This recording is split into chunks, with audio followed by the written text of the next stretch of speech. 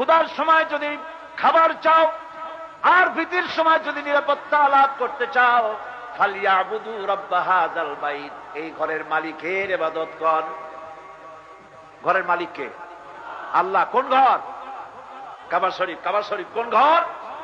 এই ঘরের মালিকের ইবাদত কর। ফালিয়াবুদু রাব্ব হাযাল বাইত, এই ঘরের মালিকের ইবাদত কর। আর কি করবি? এই ঘরের মালিকের ইবাদত করলে কি হবে? আল্লাযী আত'আমাহুম মিন জু'ইন ওয়া আমানাহুম মিন খাউফ।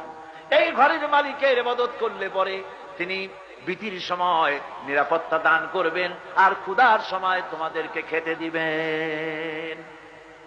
সুতরাং আমাদেরকে ইসলামের পূর্ণাঙ্গ জীবন ব্যবস্থার দিকে এগিয়ে আসতে হবে।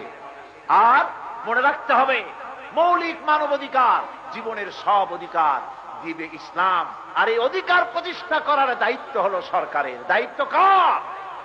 মানুষের, নাগরিকদের সকল অধিকার প্রতিষ্ঠিত করার অধিকার, ক্ষমতা, দায়িত্ব সবটা হলো কার? সরকারের।